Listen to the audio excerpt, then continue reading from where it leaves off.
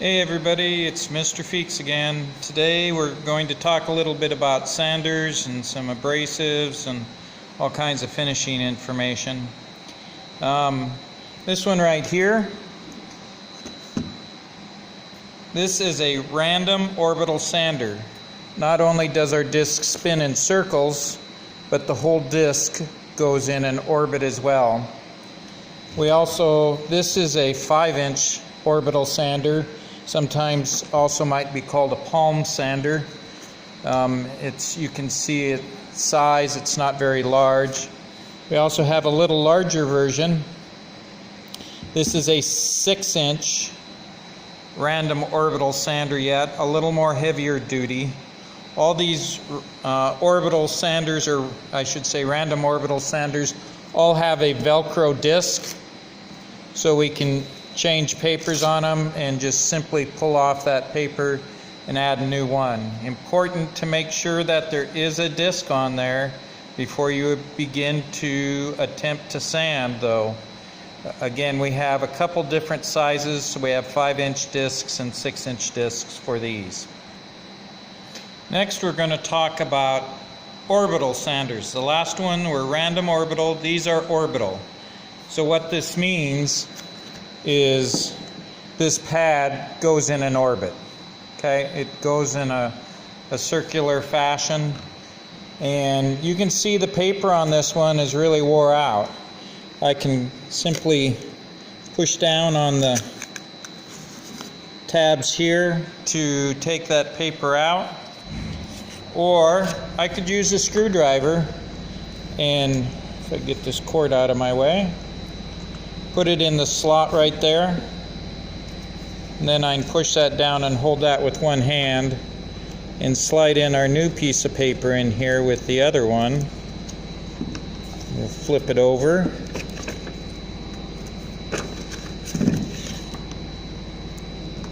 Take this one out. Put this new one in. Got to kind of crease it a little bit here to get it to slide underneath that.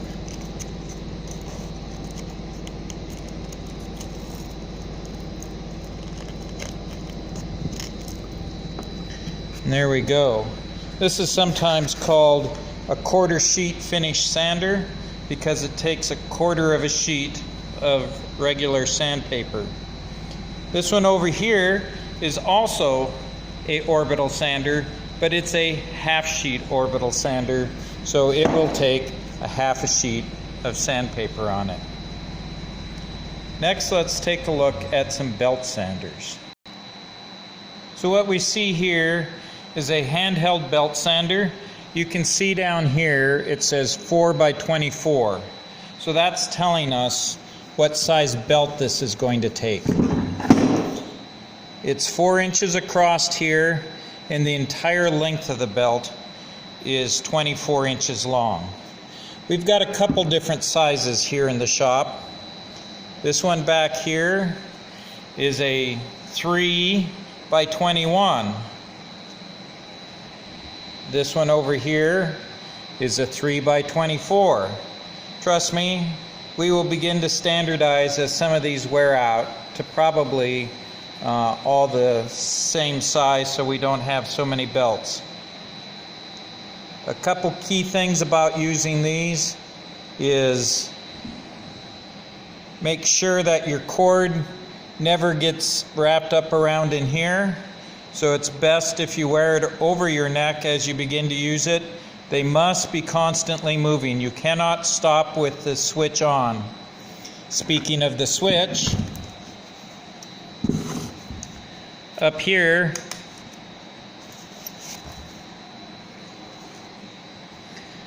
is the trigger switch for them, and you always want to give that a click before you plug it in, because these have what we call a dummy switch on them.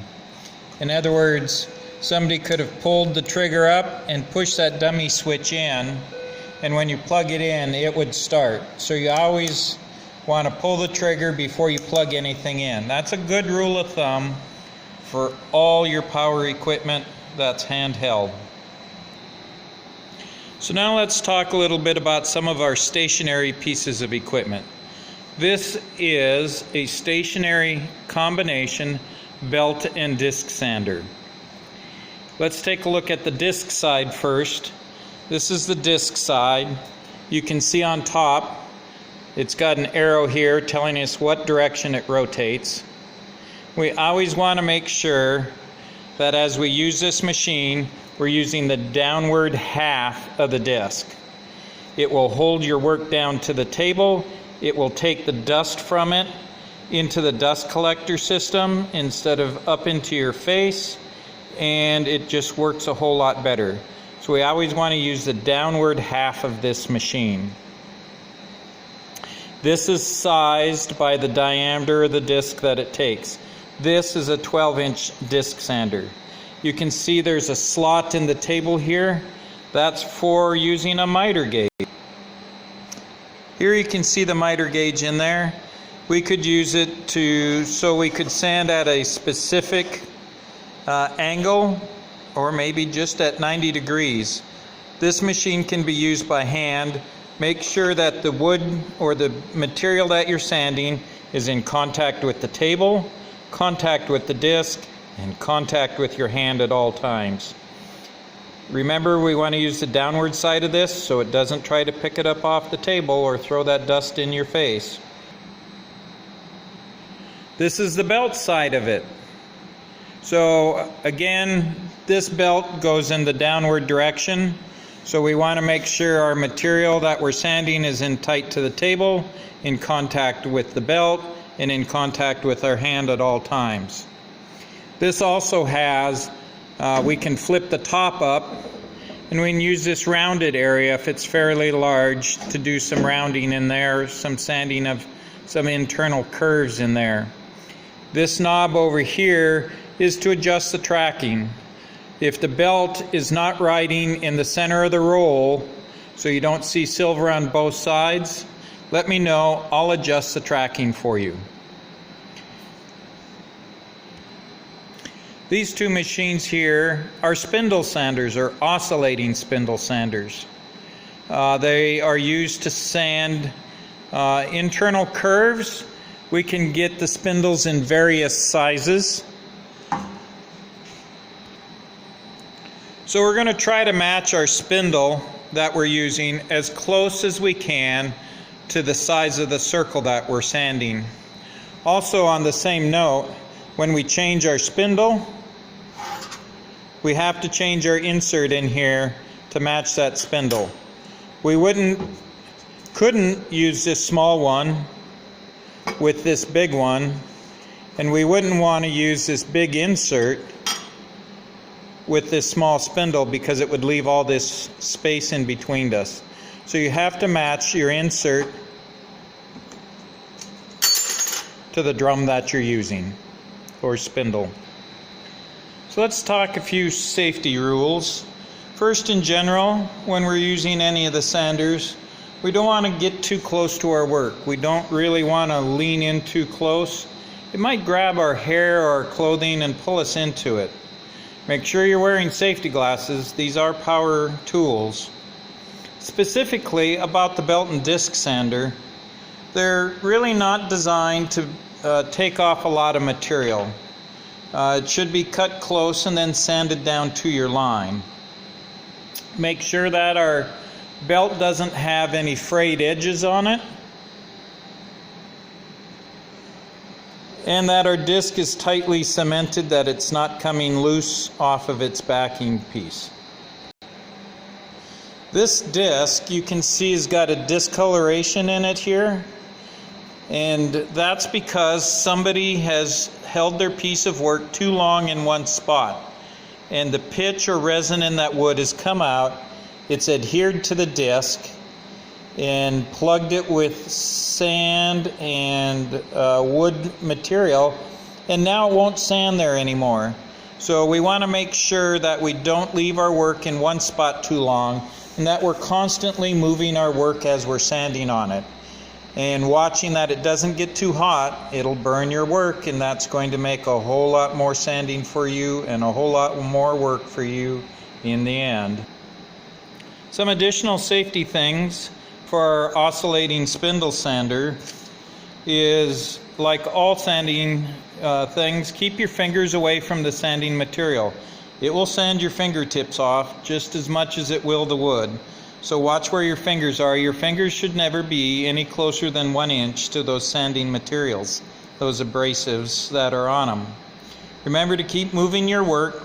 If you do need to change the spindle on it here, please ask me for assistance and I will help you change that. The last thing is, if you're sanding something that has an enclosed circle, like perhaps this disc does, or something that's nearly enclosed, you need to be careful that it can't be caught and spun around on that spindle itself. This sander, like all the other sanders, requires a light touch, not a lot of pressure to get your sanding done, whether it's one of the handheld sanders or the belt and disc sander. Any of them just require a light pressure. Don't put a lot of pressure in on your work or down on the sander.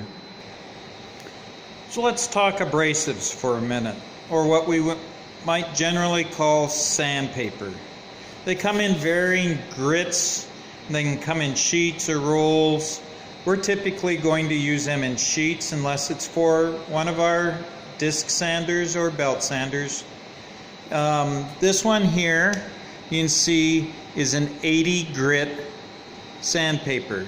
That 80 grit means if I took a piece of screen and had 80 openings per square inch, any of the sand that could come through that would make up the grit that we would see on this 80 grit sandpaper. The next one here that we see is 100 grit. And again, looks the same as the 80 almost, a little lighter in color.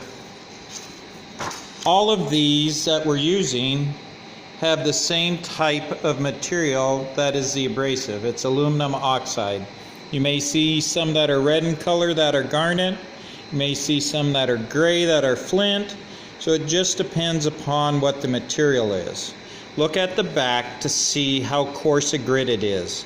The lower the number, the coarser the grit, because there are fewer openings per square inch. This one here is 150. Okay? Again, still aluminum oxide. Again, as we look at our papers,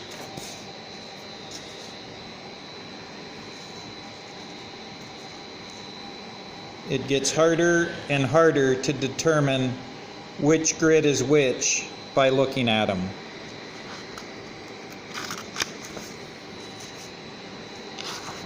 And last, the one that we will probably do most of our final sanding on, certainly with machine it is 220 grit.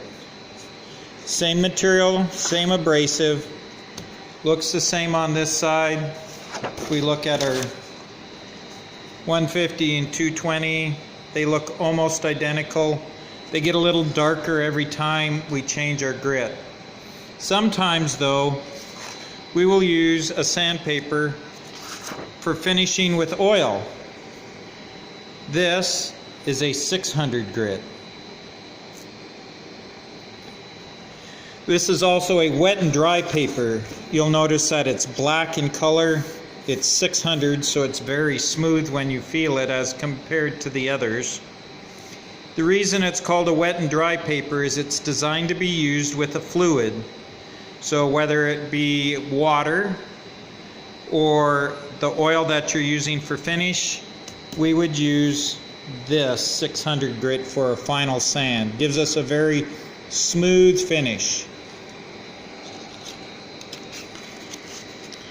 Sometimes you might see something like this. This is off a roll This would have been used to make belts, and you can see the arrows on them. If you're putting a new belt on a belt sander, you need to pay attention and see if there's arrows on it. Those arrows are telling you the direction that that belt should rotate. This is 120 grit sandpaper. We also have some that's very coarse. This is 60 grit sandpaper. This is a carborundum is the material on it. And this is a pretty old piece of sandpaper, but all of our sandpapers, when we use them, the first thing we should do is try to break that bond on them. So I'm just going to pull it over a slightly rounded edge.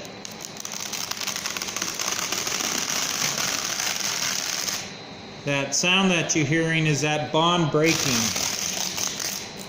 That bond that we're talking about is the glue on it that's holding the sand to the paper, or the abrasive to our paper. And you can see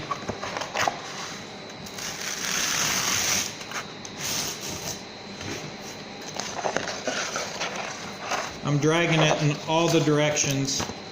And now when I bend or flex this paper, this sand is not going to fall off.